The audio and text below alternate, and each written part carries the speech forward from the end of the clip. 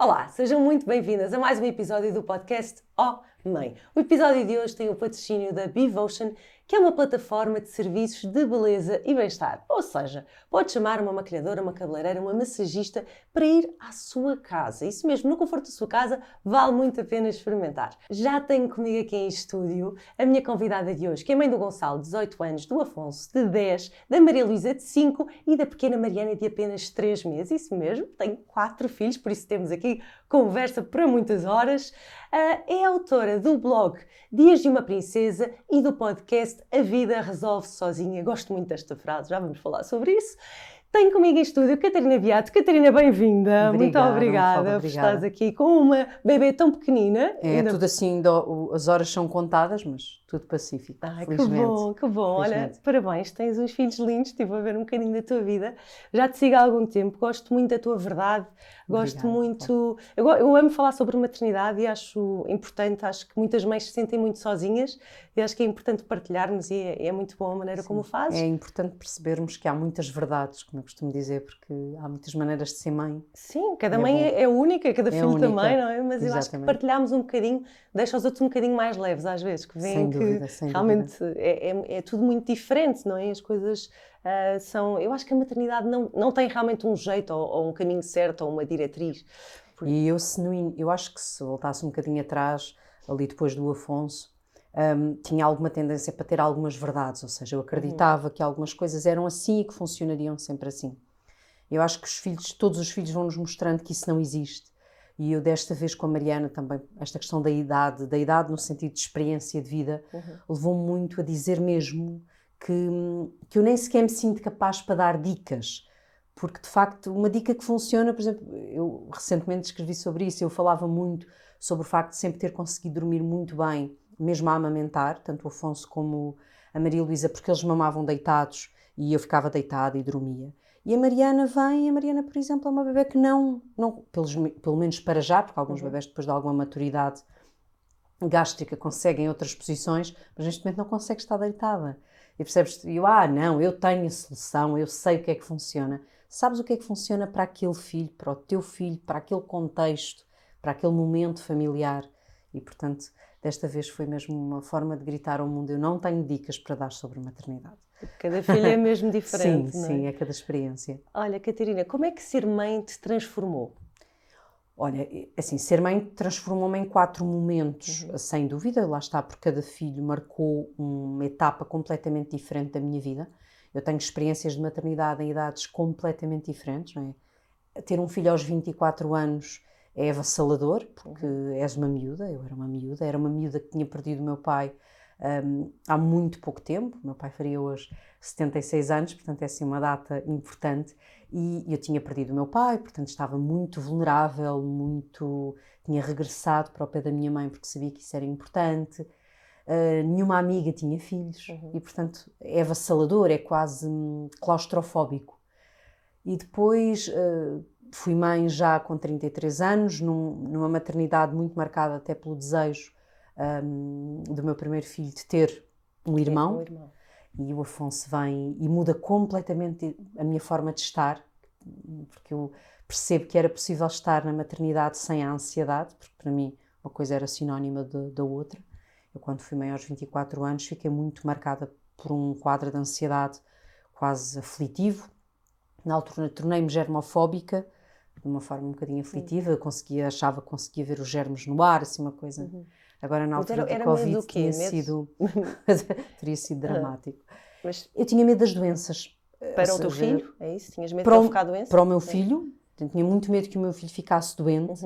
Uma sensação muito, sabes, eu lembro de olhar e de pensar como é que é possível gostar de alguém tão pequeno e tão vulnerável, tão frágil. E entrei em pânico. Eu lembro-me de estar o primeiro mês fechada num quarto, com muito medo até das diferenças de temperatura. Eu vinha muito marcada pela morte do meu pai, portanto estava muito ativa face à questão da morte. E portanto achava que qualquer coisa podia deixar o meu filho doente e isso era aflitivo. E para mim tudo estava associado a muita ansiedade. Ou, por exemplo, ainda as pessoas diziam-me uma coisa e eu achava, ok, esta pessoa se calhar tem razão, depois vinha outra, dizia outra, eu dizia, é que estou a fazer mal. E o Afonso vem mudar isso tudo, vem dizer-me...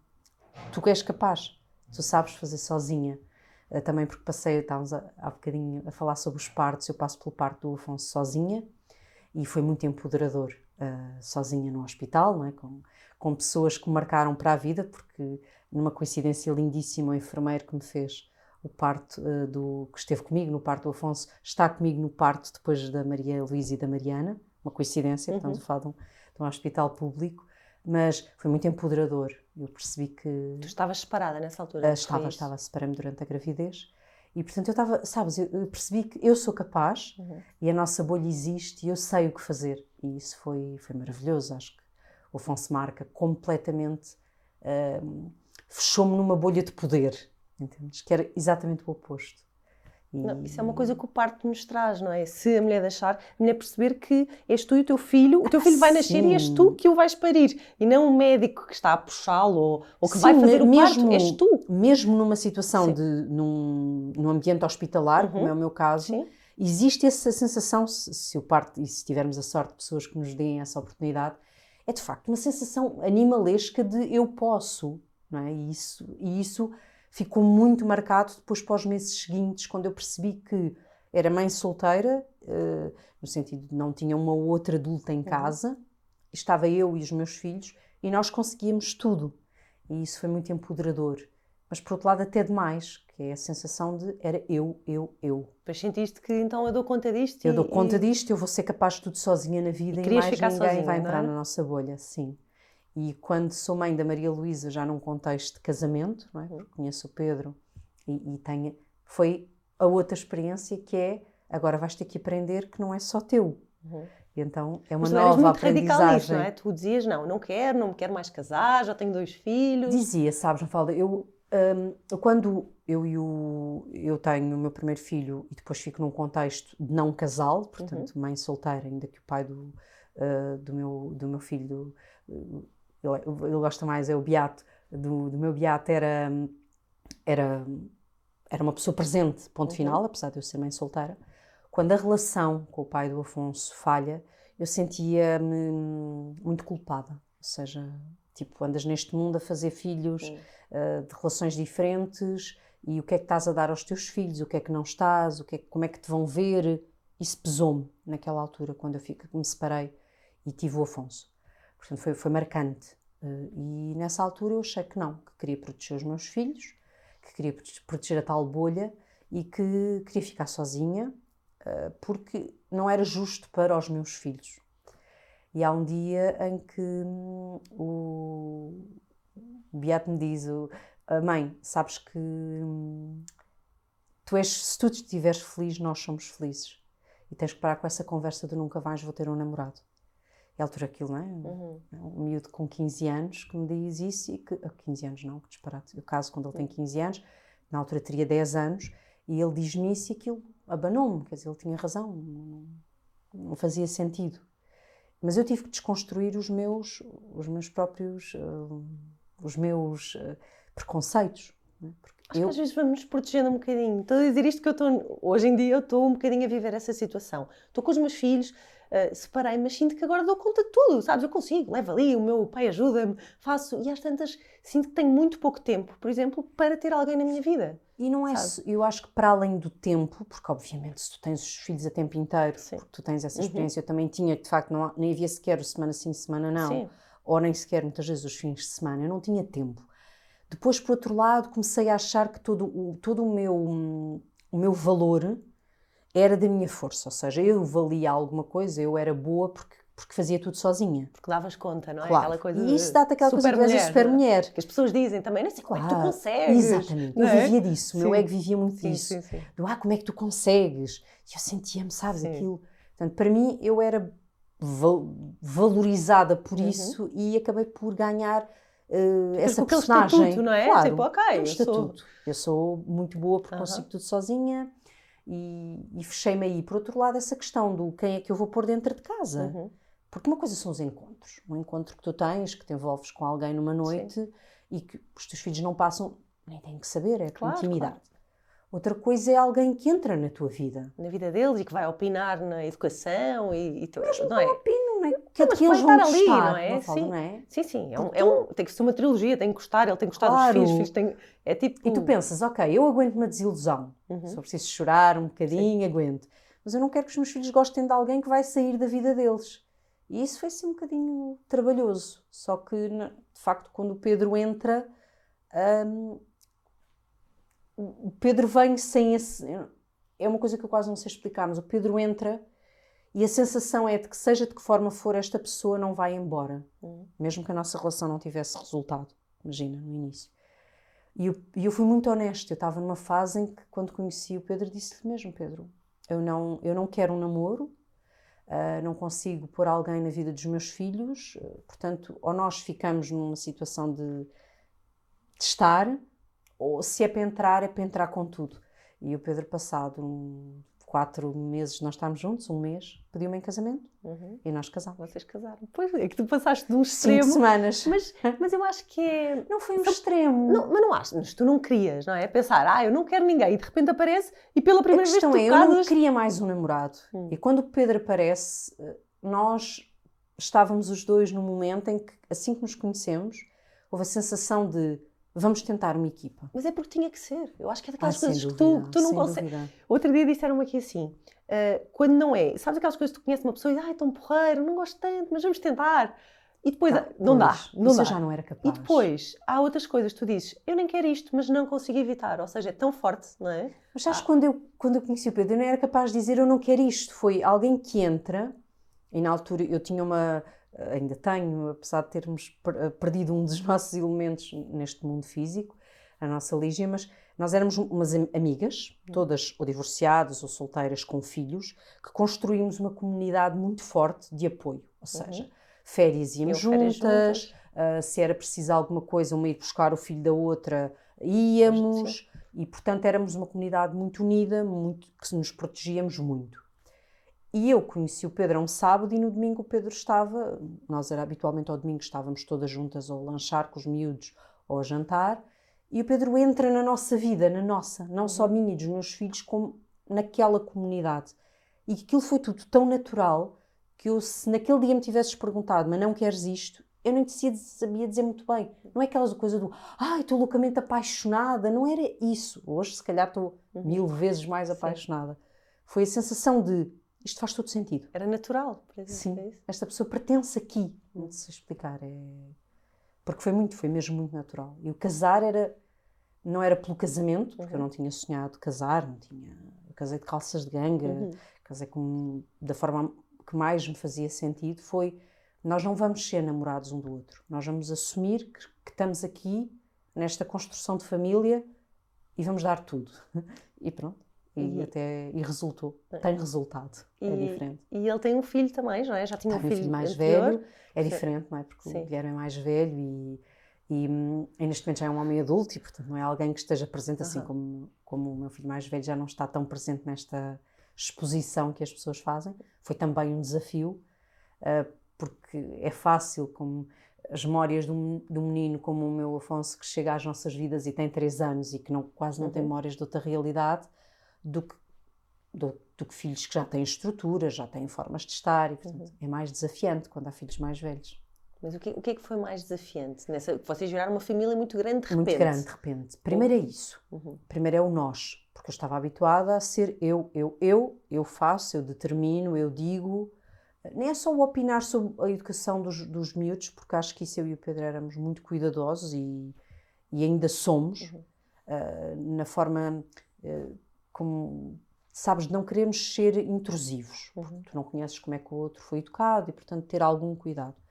Só que há um nós, tu não podes tomar a decisão do eu amanhã vou aqui, pelo menos perguntas à outra pessoa, ou nunca quereres entrar demasiado na intimidade, mas todos estamos a viver na mesma casa. Imagina, coisas tão simples como a hora que jantamos. Não é? Uns estão habituados a jantar mais tarde, outros estão habituados a jantar mais cedo, onde é que está o ponto de equilíbrio? Isso é muito desafiante e eu recebo muitas mensagens de mulheres que estão a recomeçar e eu não tenho dúvida que esse é o meu propósito de vida, são estas mulheres que querem recomeçar e um dos maiores desafios é como é que nós fazemos com os filhos. Sim. Eu acho que primeiro que tudo é perceberes que aquele não é teu filho. E não podes ir com aquela ilusão de que vais amar aquele como se fosse teu filho logo, se calhar passado uns anos amas. Porque ele tem uma mãe também, não é? Supostamente, Claro. é isto. Não queres ser mãe, ou sim. não querer, o outro não querer ser pai, porque esta coisa de entrares na vida do outro e de repente opinares, ou está a existir uma conversa e tu entrares ali a pé juntos no meio de uma conversa que está a ser tida entre aquele que é mesmo o pai ou a mãe e os seus filhos. Esse equilíbrio é difícil. Eu acho que tens que ir ali conquistando o lugar, não é? Não é uma coisa imediata, é uma coisa que vais conhecendo. E não podes querer aquele lugar. Ou seja, tu não podes querer... Pode Não, acontecer o teu lugar, onde é que tu te encaixas, não é? Mas às vezes o teu lugar é o nada, sabes? É tipo, eu nestes momentos vou fingir que não estou aqui, que não existo. Isso às vezes é muito difícil. Às vezes estás a ouvir uma conversa e pensar que aquilo está completamente, imagina, do lado oposto ao que tu acreditas, em termos de educação. Mas não é o momento, calma. Se calhar é uma conversa que podes ter depois e percebes, olha, como é que tu pensas, o que é que tu achas disto? Ele agiu desta maneira e tu reagiste desta. Porquê? E vais tentando perceber como é que podes estar. Mas nos primeiros tempos é mesmo não existir. Isso não é fácil. E eu acho que o Pedro foi muito melhor do que eu. Eu não sei se consegui ser sempre assim tão boa a não existir. O Pedro foi mesmo muito bom na forma como entrou na nossa família e de facto hoje é importantíssimo na vida dos meus filhos. Catarina, filmaste os teus partos? Conta-me um bocadinho dos teus partos, que eu sou apaixonada. Eu, Estás a falar dos partos, sim, pois é. Tanto. Só tive essa sorte com o Pedro presente, não é? Eu, quando fui mãe aos 24, foi por questões... Eu lembro aos 24 anos ir às aulas de preparação para o parto e na altura, eu sei que isto parece estranho hoje, mas há 19 anos, quando se falava na epidural, ainda era assim uma coisa um bocado grotesca, não é? Tipo, levas uma injeção na espinha, há pessoas que deixam de sentir as pernas e eu, lembro-me de sair das aulas de preparação para o parto e pensei, tudo menos epidural. E ainda não havia hoje a sensação que há, claro que as coisas evoluíram e já é quase sempre uma experiência boa. E eu cheguei ao meu parto, ao meu primeiro parto, ainda a decidir se ia levar ou não ia levar epidural. E quando lá cheguei, disse, não vai levar epidural coisa nenhuma, porque o bebê está mesmo a nascer. E aquilo foi, sabes, fisicamente foi... Apesar de depois ter sido tudo muito avassalador, o parto em si foi magnífico. Foi uma sensação de, caramba, o meu corpo consegue coisas fantásticas. E levei muito essa experiência depois para o parto do Afonso.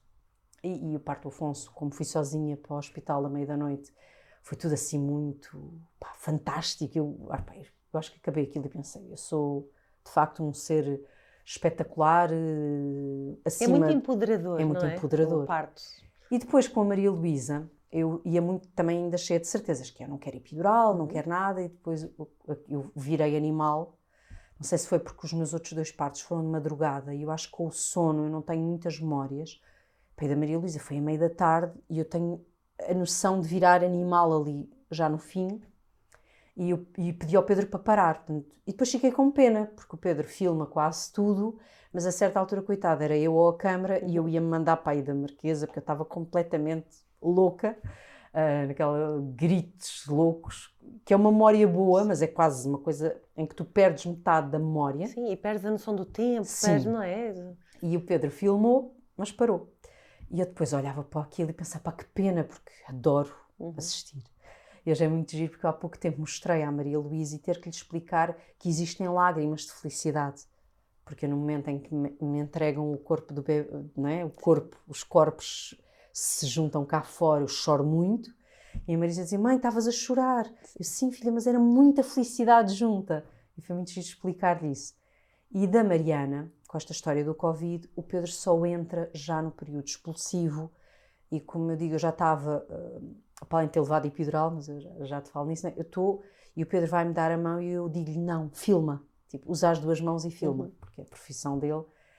E olhar para aquele momento, olhar para a manobra, porque o Jorge a ajudar, porque lá está, não é aquela pessoa que te faz o parto, mas pode-te ajudar, e o enfermeiro Jorge está a ajudar-me a tirar a Mariana, e ele dá só ali um jeitinho e vê-se a Mariana a sair e aquilo é tipo, eu consigo ver e sentir. Sim. É maravilhoso.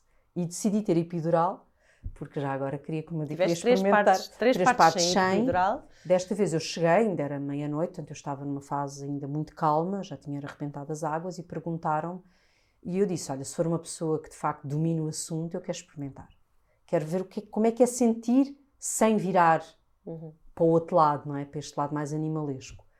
E agradeço, foi a responsável desta área da MAC, que me teve o cuidado de facto de dar a epidural a uma mulher que já tinha tido 3 partes sem epidural, portanto uma dose mínima.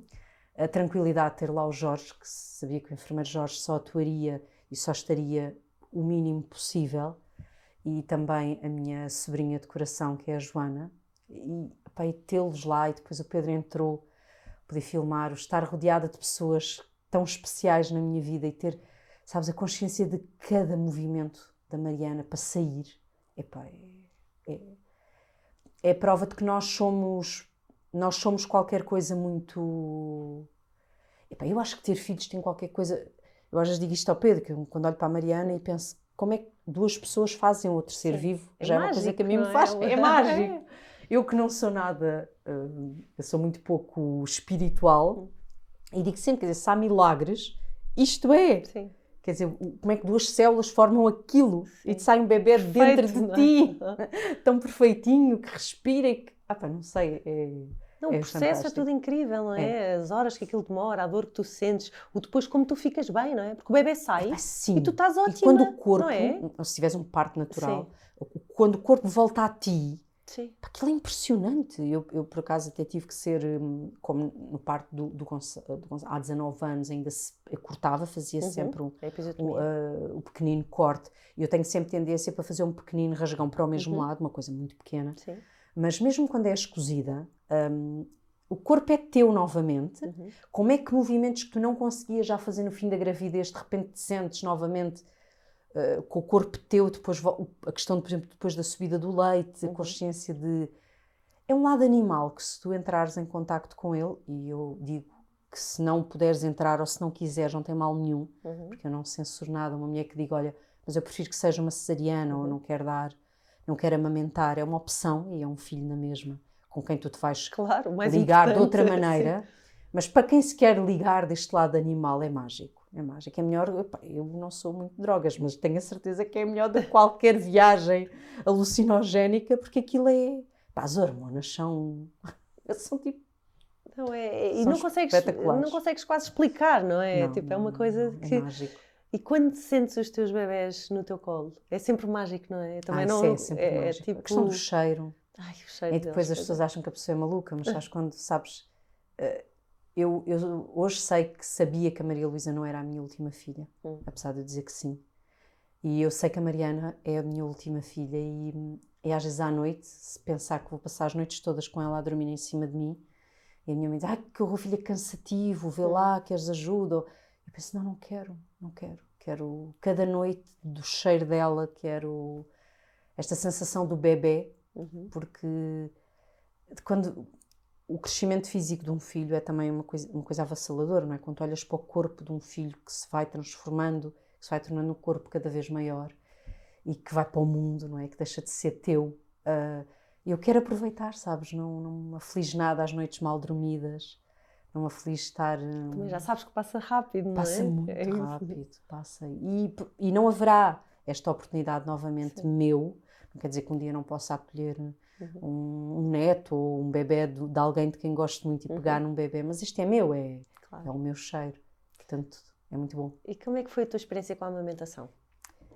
É assim, eu vou-te dizer, eu aos 24 anos, quando fiquei grávida, não foi uma gravidez planeada, e uma das coisas que eu dizia a tudo que não, portanto, eu nunca ia casar, eu não ia ter filhos, eu não ia amamentar, lixaram-me tudo. Portanto, as minhas certezas ficaram todas lá, num buraco. E eu não queria amamentar. Eu lembro de ter pesadelos com essa sensação de como é que seria amamentar. Eu era muito sensível no peito e aquilo fazia imensa impressão.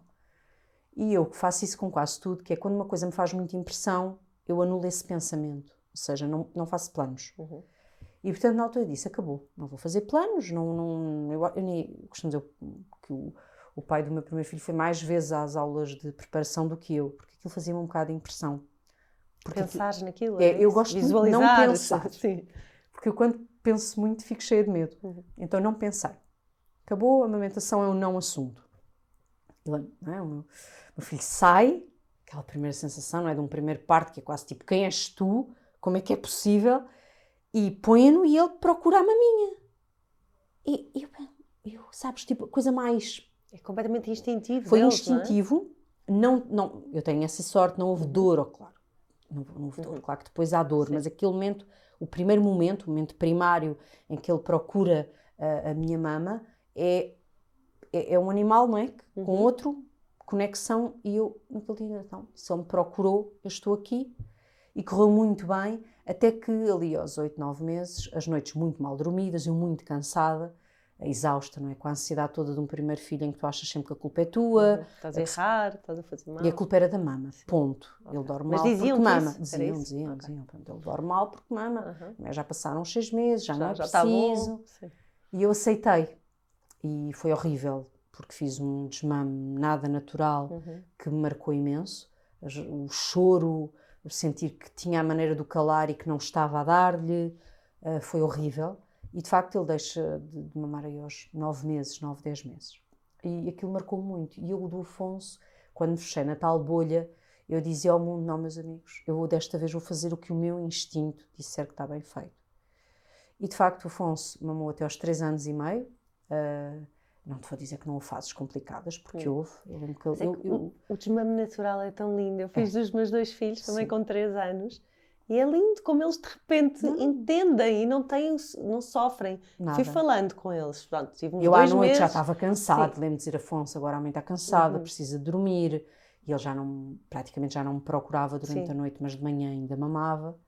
E lembro-me do dia em que ele chegou, ele tinha estado em casa da avó paterna, no Natal, tinha 3 anos e meio, portanto ele é de agosto, chegámos a dezembro, ele foi esse 2, 3 dias. Se já altura perguntavam, mama, não ficas? Não, o peito já não sentia, mas quando ele voltava ele pedia. Sim. Ele não pediu. E eu pensei, já não faz sentido eu insistir, nem oferecer. Lembro-me de ir à cozinha, de chorar e de voltar para o pé dele era um não assumido. E hoje é muito giro porque o Afonso tem memórias, o Afonso fala muito e o Afonso tem memórias das últimas vezes, consegue senti-las, falar sobre elas. E ele nunca mais te pediu? Nunca mais. O meu filho também não. A minha filha ainda falava às vezes. Ele não. E a Maria Luísa ainda foi mais tarde, foi a Maria Luísa que me avisou que eu estava grávida. O meu filho também. Não, aliás, a minha filha, quando eu estava grávida, começou-me a doer imenso. Foi o sabor. A Maria Luísa disse, não sabe bem, mãe. Foi também na altura do Natal. Sim. Ela tinha também 3 anos, quase 4. Não, quase 4.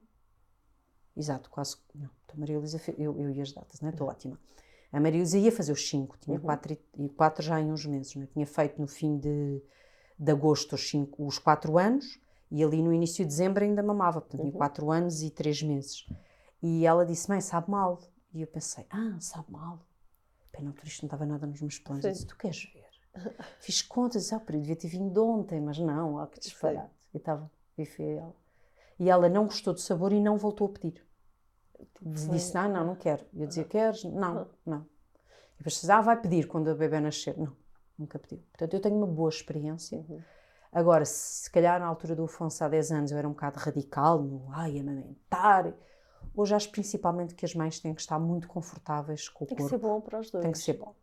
Porque amamentar contrariada deve ser horrível. Sentes que hoje em dia há uma tendência, há muitas mulheres a serem mães mais tarde. Há também por dificuldade de engravidar. Eu acho também que há porque, eu digo isto, eu nunca tive essa noção e hoje tenho, que era tão bom que nós em termos de fertilidade, que isto é uma injustiça, não é? Que a natureza nos deu, pudéssemos ser muito férteis até aí aos 50. E depois, claro, tínhamos que viver pelo menos até aos 100. Porque é muito ingrato dizeres a uma mulher que está a acabar um curso, que tem uma oportunidade profissional brutal aos 20 e tal anos, dizer, olha, estás mesmo na idade boa para aproveitar todos os ovinhos saltitantes que estão em ti. E tu dizes, caramba, mas não é o momento, eu quero aproveitar. Ou, por exemplo, eu ainda não conheci ninguém com quem queira ter filhos. Às vezes nem tens maturidade para isso, não é? Emocional. Claro, mas em termos físicos é ali que está a tua maior janela de oportunidade. Sim. E depois tu deixas de forma mais do que legítima passar, não é? Ou, por exemplo, até tomaste a pílula há muitos anos, e isso depois, obviamente, em termos hormonais, vai fazer com que a coisa seja cada vez mais difícil. Deixas para uma altura em que, de facto, tens maturidade e é uma decisão tão consciente, boa, ou porque até encontraste alguém, e pumba, a natureza, agora, pois, amiga, mas agora estás próximo dos 40. É muito injusto, em termos físicos. Porque eu acho que as mulheres deviam poder, assim como tipo os homens...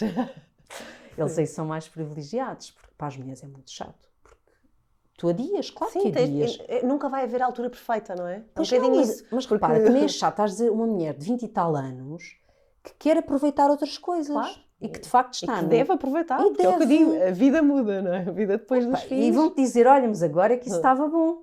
Sim. Agora é que estavas boa fisicamente. Epá, está bem, mas a cabeça conta mais do que o corpo, Sim. não é? E eu acho que é legítimo que as mulheres adiem até próximo dos 40 anos. E eu acho que foi importante até para dizer para muitas mulheres, não tenham medo, ou seja, adiaram. Provavelmente, em vez de estarem à espera um ano para engravidar, procurem ajuda médica mais cedo, para perceberem de que forma é que Depois podem. fazer um controle também, não é? Faz o Sim, ou rastreamento. médico, ou Sim. atualmente existem algumas profissionais muito boas na área da fertilidade, que não são obrigatoriamente médicos, que procurem essas pessoas, porque se calhar já não há tanto tempo, de facto, mas há tempo. Não vamos Mas agora... depois controlar melhor a gravidez, não é? Claro. Porque, pronto, há um risco maior de ter mais problemas. Sim, não é? felizmente, atualmente, eu Mas acho que até aos consegues. 45 anos isso já se põe cada vez menos. É muito difícil. Só que nós nascemos com um estoque de óvulos que vamos esgotando. Sim. Nós temos esse peso, não é? As mulheres. Nós temos aqui um bocadinho de culpa, não é? Sempre. Claro, porque depois repara, chegas ali aos 40 anos e quando te dizem, pois, mas em termos de estoque de óvulos já não é o mesmo. Caramba, é injusto. E o homem tem espermatozoides até ao dia em que Aos morrer 80, velhinho, bem, não é? velhinho. Aos 80 ainda tem. Ou mais. E nós andamos aqui com aquela guilhotina da fertilidade em cima da cabeça, que é, se podes, porque é que não tens? E quando é que tens o próximo? Não é? E cobra, a família cobra, não é? Então, mas não cobra. tens filhos? Não, mas já tens não sei quantos, olha que depois... E põe-te isto, Exatamente. não é? Mas esperaste até agora não podes estranhar. Agora vai ser muito difícil. Sim. E isto já cria um peso, não é? No teu emocional que te vai condicionar. Claro que vai. Porque mulheres que já estão a pensar que não vão conseguir engravidar, lá, a coisa já está muito mais dificultada, não é? Claro, e porque estás a mesmo se um bloquear o dia teu não corpo. consegues, carregas um sentimento de culpa que não é teu. Não é? Não podes, não podes culpar. Portanto, eu acho que é importante as mulheres e os homens viverem as várias fases da vida sem acharem que existe uma idade perfeita, limite para cada coisa. Porque não há. Claro que nós mulheres sabemos que temos ali um estoque chato e que temos de facto ali uma guilhotina, mas não vamos também estar-nos a condicionar à conta disso, porque a experiência da maternidade é de facto muito boa. E se for acidental, no sentido de foi um filho não planeado, pode ser tão ou mais maravilhoso do que um filho que é planeado, mas estarmos ali a boicotar a nossa vida com essas, sabes? Eu como não fiz nada na altura certa, acho sempre que é bom dizer às mulheres que não há uma altura certa para fazer cada coisa.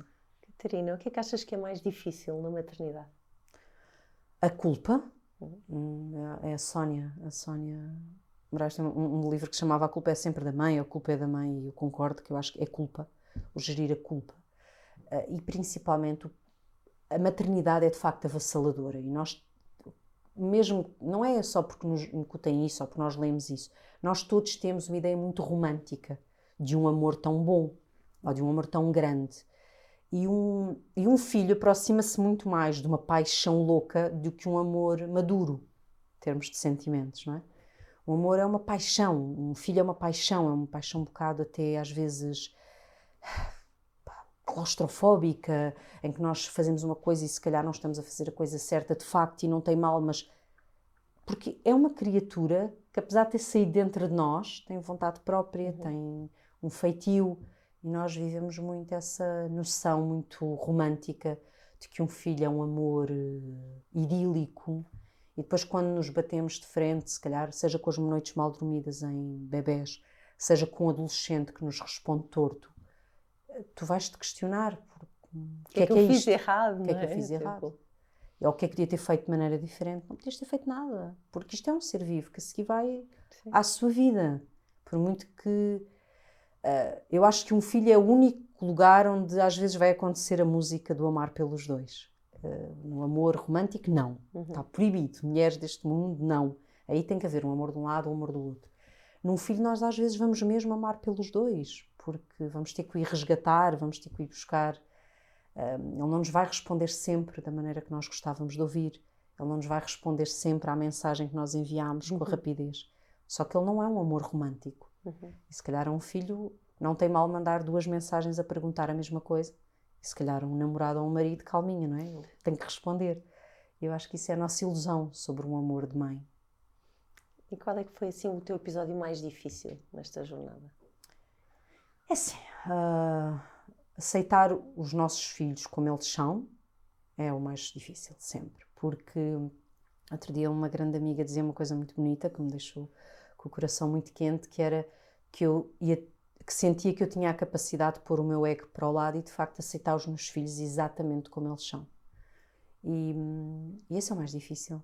Faz parte da intimidade deles, por isso não há nenhum episódio que eu queira partilhar, porque é dos meus filhos, mas é eu olhar e dizer, tu és como és, não és como eu... Não imaginar que o nosso filho vai ser assim... Como eu projetei, não é? Assado, porque nós vamos sempre projetar, ok? Sim. Vamos sempre. São os nossos sonhos também misturados, não é? São os nossos traumas. Os nossos traumas, sim. E, por exemplo, nós temos... Eu às vezes até fico meio zangada, hoje que já tenho muitos filhos e consigo... Sabes, quando nós dizemos no bebê e dizemos, já tem muita personalidade, porque se vê que vai ser assim... Não sabemos. Deixem-nos. Eles vão ser como tiverem que ser. O gostares de uma negativa do teu filho, seja no que for, e perceberes que ele é mau naquilo, e ser mau naquilo não tem mal, é uma característica dele, porque ele vai ser muito bom noutra coisa. E se tu te focares naquilo que ele não conseguiu fazer... Olha, eu se calhar da Maria Luísa é mais fácil, não é porque ela é pequenina, mas a Maria Luísa não falou na altura ou na idade que toda a gente acha que fala. E tinha sido muito fácil para mim focar-me no facto dela não falar. E isso teria-me impedido de ver como ela era fabulosa e como ela é fabulosa noutras coisas.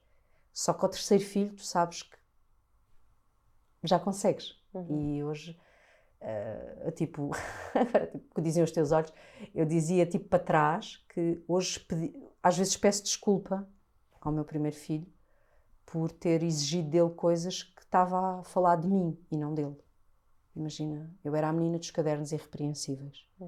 E quantas vezes arranquei folhas e obriguei o meu filho a passar as coisas a limpo, porque ele tinha que ter cadernos irrepreensíveis. Porquê é que ele tinha que ter cadernos irrepreensíveis? Se ele era bom noutras coisas. E hoje já não me faz impressão que os meus filhos não sejam bons numa coisa, porque eu consigo ver no que é que eles são bons. E por isso às vezes peço muitas vezes desculpa ao meu filho mais velho.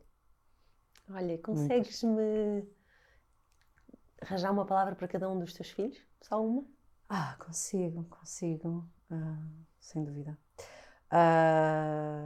O Beato é a minha desconstrução. Eu como pessoa, e de eu achar que era uma pessoa super à frente em tudo. E ele obrigou-me a perceber que havia um à frente, ainda mais à frente. Portanto, sim, desconstrução.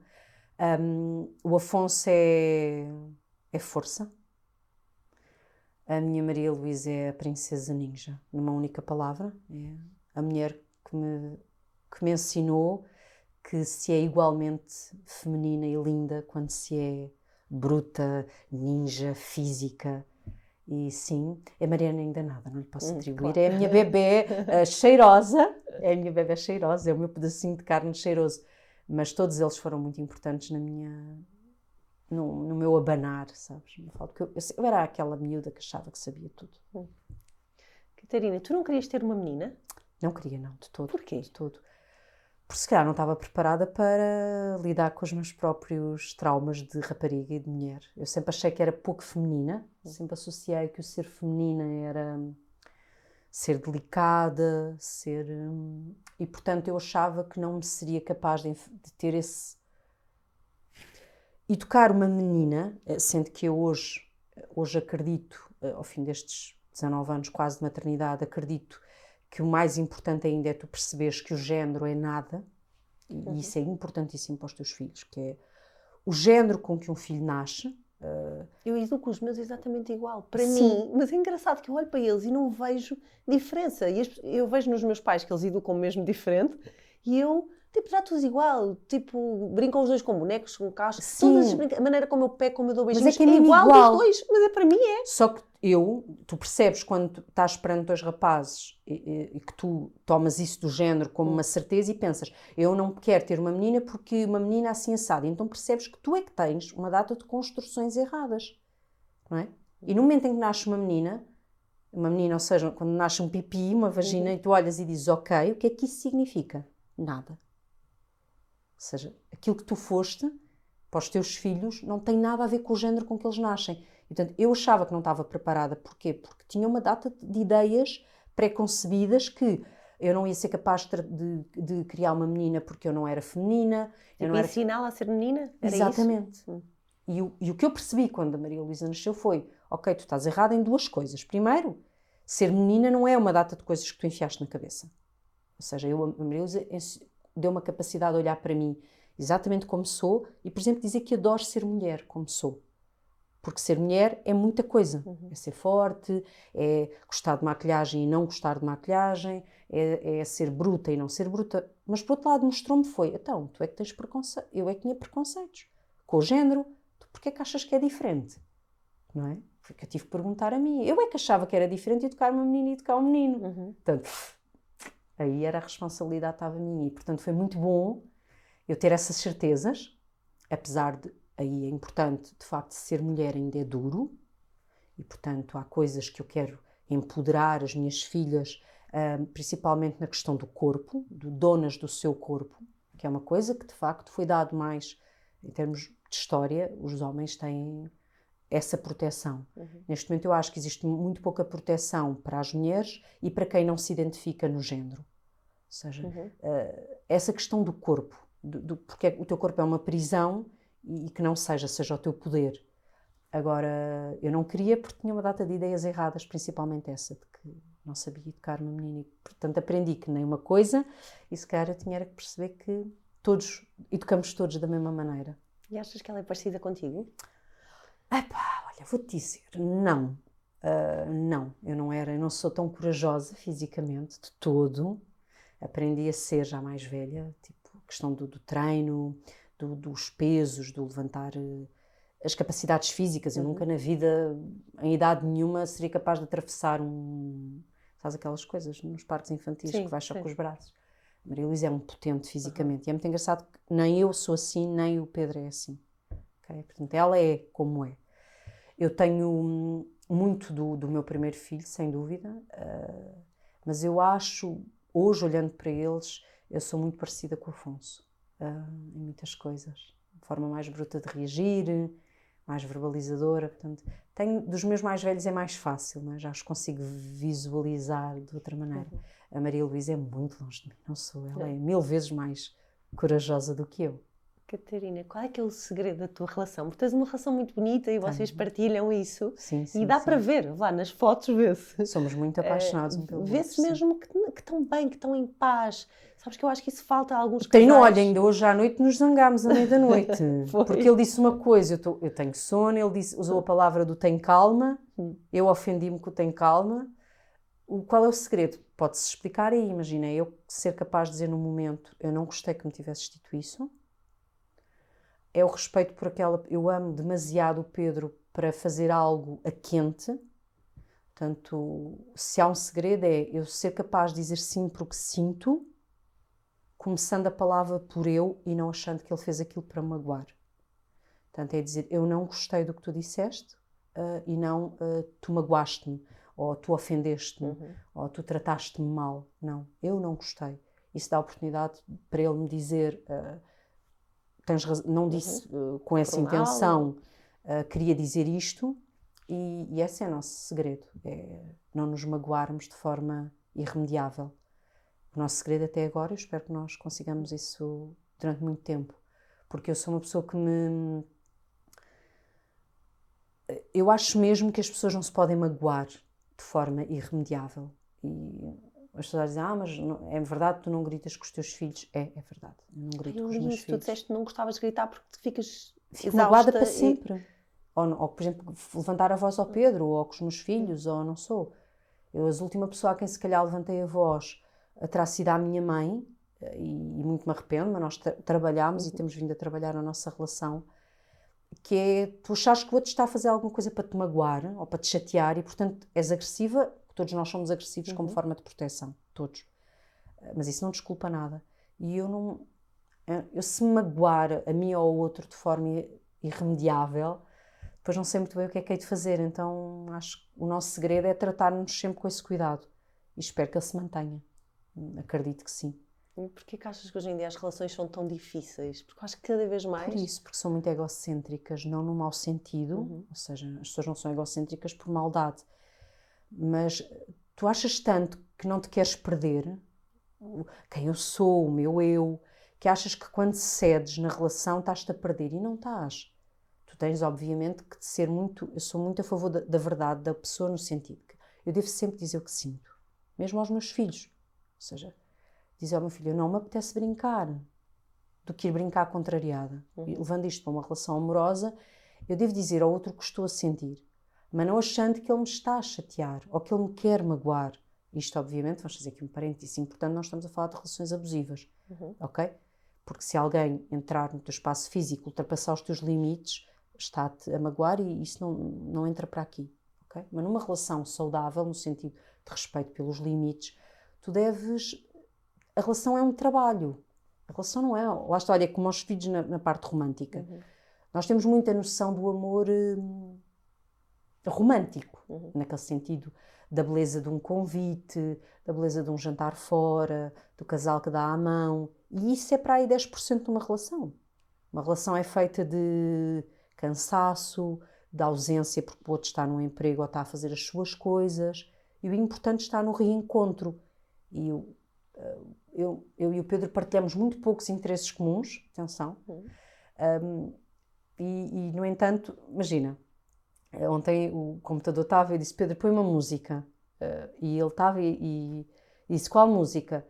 E eu disse, põe uma música. E ele, temos aqui dois cenários, não é? Ou o Pedro põe uma música que ele gosta, ou põe uma música que eu gosto. Nós não gostamos das mesmas músicas. E ele percebeu que eu estava a pedir uma música que eu gostava. Ele sabe do que é que eu gosto. Ele gosta das coisas dele. O Pedro vai à neve e eu nunca na vida iria à neve com ele. Então não te importas que ele vá uma semana para fora sem ti? Não me importo.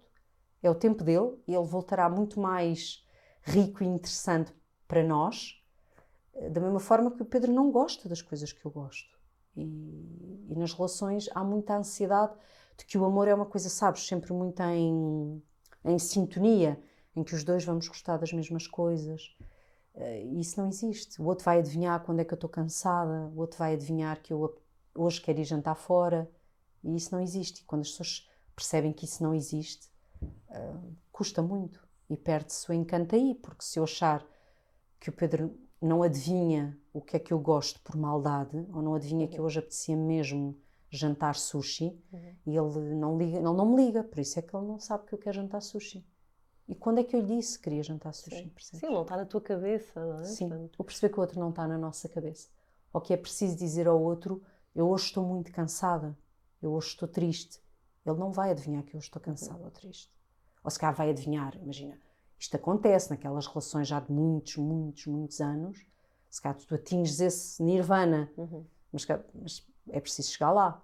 E a maioria das pessoas não chegam lá. Mas não sentes também que ficou tudo um bocado fácil para as pessoas? A troca é tipo, depois... Eu por acaso não acho. Olha que eu acho que a troca nunca foi tão difícil. Achas? É muito fácil ter encontros, mas é muito difícil ter uma relação.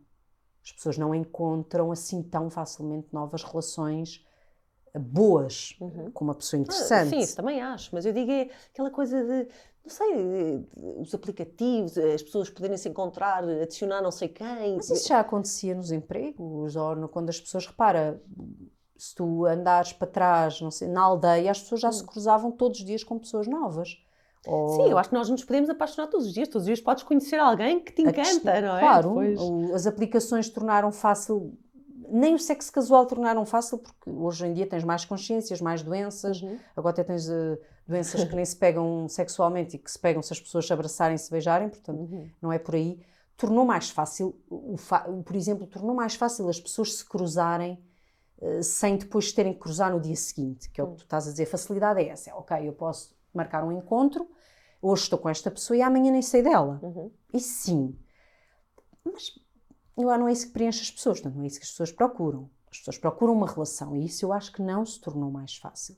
Se é mais fácil as pessoas se divorciarem, ainda bem, não é? Porque se ainda fosse tão difícil como era há não sei quantos anos, tinhas não sei quantas mulheres em relações abusivas ou homens em relações em que não eram felizes, ou seja o que for.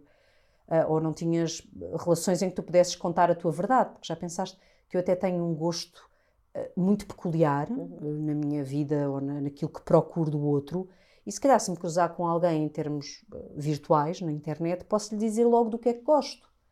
E se calhar é mais fácil ser mesmo eu, e não, por exemplo, imagina, assim num patamar muito esquisito. Eu tenho um gosto sexual em que gosto de determinada coisa, e não tive coragem, porque conheci a pessoa com quem estou no meu local de trabalho ou na aldeia onde vivo, e, portanto, há mais dificuldade em falar disso à outra pessoa. E há um dia em que isso é tão flagrante em mim, eu procuro tanto isso, que vou procurar noutra pessoa por vergonha, porque socialmente não é bem aceito. Hoje em dia, se calhar, eu já posso encontrar alguém que tem os mesmos gostos que eu. Portanto, eu não acho isso, não acho a facilidade. Acho... Talvez aquela noção do ghosting, não é? Daquela coisa do desaparecer é mais fácil. O resto não. As relações são sempre difíceis. Eu acho que as relações são a coisa mais difícil da vida. O todas, amor mesmo, todas, não é? o amor. Mesmo as relações com os filhos, com os pais. Sim, mas não há outra em que... É que os nossos pais temos sempre uma certa dívida de gratidão, portanto, há pelo menos o respeito. Nos filhos temos uma ligação de sangue que pelo menos... Sim, não dá para mudar, garante. Não é? Em dois estranhos... Não é? Foste tu que escolheste. Foste tu que escolheste. Posso mudar. Isso sim é difícil. Pá. E a vida é muito difícil. As pessoas vêm com outros valores, vêm de uma outra... Não é? Imagina, as pessoas não falam temas... Conheces alguém, até gostas daquela pessoa, do cheiro daquela pessoa, apaixonaste. E de repente vem o problema do dinheiro, que é um tema que as pessoas não falam propriamente nos primeiros encontros. E vais um embate. Depois até percebes que em termos de valores familiares são pessoas completamente diferentes. Imagina, na primeira vez que vais conhecer os teus sogros é um grande desafio. Sim. Eu acho que uma relação é um desafio gigantesco. É muita coisa ali para entrar no puzzle, não é? Para aquilo encaixar. E por isso é que eu acho que o segredo não é o segredo, é a tentativa é, ok, este é o meu compromisso e eu vou tentar. Eu não vou desistir quando isto começar a ser muito difícil, vou mesmo tentar, vou dizer o que sinto. Isso é o que tu podes fazer agora. Mesmo que faças isso tudo certo, também não há garantia. Não sabes o dia da manhã. E eu acho que as pessoas não devem ficar... Acho que as pessoas devem lutar pelas relações, sem dúvida, mas as pessoas não devem ficar em relações em que são infelizes. E a vida resolve sozinha. Resolve, mas eu tenho que explicar a frase. Eu agora lembrei-me da frase. É muito importante. E é uma boa maneira de a gente fechar a ideia que é... As pessoas acham sempre que eu estou com isso... As pessoas não. Quem me conhece sabe que não é isso que eu estou a dizer, mas as pessoas acham que a frase é que tu ficas parado e a vida acontece. Não é. A vida resolve sozinha tem a ver com a nossa capacidade de perceber, primeiro, tu controlas muito pouco do que acontece na tua vida. E tu tens a pretensão que controlas imenso. Lá está, nos filhos, se eu fizer tudo certo... E depois isso cria-te ansiedade, não é? Porque tu achas que vais claro, controlar ou e depois se eu foges ponderar... Por exemplo, tu conheces uma pessoa, não é? E se tu pensar logo, se fizer N listas, se eu avaliar se esta pessoa não é a certa, eu vou saber se estou bem ou não estou bem. Ou queres-te separar e estás a pensar, deixa cá avaliar, separo-me ou não me separo, o que é que eu faço? Pensas, estás sempre a pensar. E em vez de pensar, observas muito pouco. E a vida resolve sozinha significa que tu tens que também ter a capacidade de olhar para a vida, de olhar para o que está a acontecer. Porque às vezes a resposta às tuas questões, sejam elas uma coisa muito menor, seja ela uma decisão muito importante de vida, como uma troca de emprego, um divórcio, um filho que tu não estás a conseguir perceber o que é que devias fazer naquele momento, a resposta está lá. Só que tu és quase um cavalo galopante à procura de uma resposta e quando mais voltas dás, levantaste tanto pó que já não vês nada à tua volta. E a vida resolve sozinha está quieta. Para. E às vezes a resposta está lá, é flagrante. Tu recebeste uma informação ou tens alguém a falar contigo, já nem a estás a ouvir, seja o teu chefe, o teu colega de trabalho, o teu marido, o teu filho, tu não estás a ouvir, ele está-te a dar a resposta para a tua questão. E portanto a vida resolve sozinha só isso. Se estás com uma pergunta, para, fica quieta, porque está lá, a resposta vai aparecer e não é aparecer de forma divina, ok? Não é Deus, não é com todo o respeito, por quem acredite que também pode vir nesse formato. Eu acredito que alguém, por exemplo, quando está a fazer a rezar ou a meditar, está a parar. E a vida resolve sozinha, se calhar é a minha forma de meditar, de rezar, de entrar em ligação com o resto, que é para. E quando paras, consegues ver. E, na verdade, tudo acaba por dar certo. Às vezes coisas que nos acontecem péssimas, depois tu percebes que isto aconteceu para mudar a minha vida. Claro, a não ser que seja a doença, que eu com a Sim. doença tenha alguma dificuldade, acho sempre que é uma injustiça, não é? A morte é uma injustiça, a não ser que aconteça mesmo ali no fim da linha, no último suspiro. Eu acho que é sempre uma injustiça para quem fica, pelo menos, não é? Sim. E que gosta muito. Eu na doença tenho alguma dificuldade em acreditar que na doença, ou num acidente, ou numa morte acidental, em acreditar nisto que teve um propósito. Custa-me muito. Mas no resto, nas coisas que não envolvem isso, ou seja, lá está, no que te correu mal e hoje é um dia muito mal e tu, epá, para, deixa ver o que é que isto trouxe. Lá está, sem levar para o limite, que eu tenho sempre medo quando às vezes digo isso, de alguém dizer, está bem, eu estou numa situação miserável, desemprego duríssimo, o que é que isso me vai dar de bom? Epá, tenho mais dificuldade, não é? Sei que isto, há momentos da vida em que nós não conseguimos chegar a essa visão, mas é mais no sentido de resposta. A vida dá-te uma resposta e às vezes é preciso mesmo ter essa capacidade, ok, parar e ver, ok, onde é que eu estou, o que é que eu posso fazer.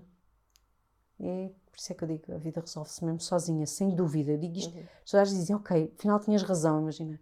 Porque eu não sei se quer este emprego e depois tu chegas ao emprego e alguém te diz que tu tens que ir fazer uma coisa que tu não queres mesmo fazer. Ok, está aqui a resposta, não é isto que eu quero para mim. Sim. Ou E às não- vezes já tens um feeling, não é? Também eu acho que a vida vai-nos dando já te conheces, já sabes. Mas quando tu estás muito no racional, não ouves esse lado. Pois é, mas nós Porque tu temos. sabes as Nós respostas sabemos. de quase tudo. Sim, nós temos o feeling, nós já nos conhecemos, não é? Claro. É mesmo E aquela o coisa... corpo quase sempre responde antes de ti, Sim. da cabeça, não é? Tu quando tens às vezes aquela coisa olha, nas relações, tu dizes, porque, não, eu senti qualquer coisa, mas vou contrariar, porque ele ou ela é tão especial, é tão inteligente, está bem, mas porquê é que o teu corpo reagiu mal? Porquê é que tiveste esse pânico, ou essa ansiedade quando conheceste essa pessoa? Não é uma ansiedade boa, ok? É aquela ansiedade desconfortável. Sim. Tenta lá A perceber pessoa te porquê. incomoda, não é? Sim. Porquê é que aquilo está a incomodar tanto? Isso é importante, porque a partir das relações, as relações que tu escolhes, não têm que servir para te dar más sensações. Não venham dizer que isso são borboletas maravilhosas. Não são. Sim. Okay? As relações devem dar ansiedade boa, mas devem ser 90% do tempo coisas positivas no sentido de... não é positivas de ser fácil, é positivas no sentido de não provocar sofrimento. Ok? O sofrimento pode ser uma questão residual numa relação. Já, por exemplo, se estiveres a falar da maternidade, é o contrário. Tens que perceber que 80% do tempo não vai ser fácil. Os outros 20%, maravilhoso, aproveita-os. Mas nós vamos um bocado com a sensação errada. E fazemos isto, eu acho que nós fazemos isto que é de maneira errada nas relações, que é perceber que numa relação em que tu escolhes o teu parceiro, a tua parceira de vida, 90%, 80% tem que ser uma coisa... É para te fazer bem, não é? E depois lá há um residual de sofrimento, pronto, que tu podes querer ou não querer aceitar, porque passa os teus limites. A maternidade é o contrário, vais às vezes ter mesmo que ultrapassar os teus limites, de uma coisa que tu achavas que até era assim, vais ter que perceber que é totalmente ao lado, e 20% são abraços carinhosos e coisas maravilhosas. Portanto, perceber isso resolve muita coisa. Catarina, obrigada. Eu tenho aqui um presentinho para ti. Olha, tenho aqui... Eu ouvi no início, vais-me dar uma prenda. Massagens, hipnose... Quer massagens. Queres massagens? Pronto, tem todo tipo de massagens, vão à tua casa, portanto, Boa, obrigada. fica por ti, vais Aceito. gostar, é da Bivotion, pronto. Eu fico contente. Não, isto é das boas. Não, mas Obrigada. é bom. Acho que é sempre bom cuidarmos de nós, não nos podemos esquecer. Exatamente, e cuidar de nós não é só massagens, é tudo isso, e é principalmente percebermos em que lugar é que estamos e o que é que precisamos naquele momento. Sim, mas nós temos de estar primeiro. Temos, em tudo. Senão põe todos à minha frente e depois onde é que eu fico? E nós temos de estar capazes. Sim. Não és capaz de amar ninguém também. Nem os teus. Olha, eu aí digo, se forem, eu não tenho em vídeo, mas tenho no podcast com a Isabel Saldanha, que ela usa uma palavra lindíssima em relação ao amor, que era quando nós nos enchemos de luz, é que nos veem. E isso é importante. Nós temos que ser pessoas cuidadas. E cuidar, seja uma massagem, seja o estarmos com capacidade para olhar para tudo, é fundamental. Portanto, olha, eu vou aproveitar a minha. Pronto. Obrigada, Catarina. pelo convite. Um beijinho. Obrigada eu.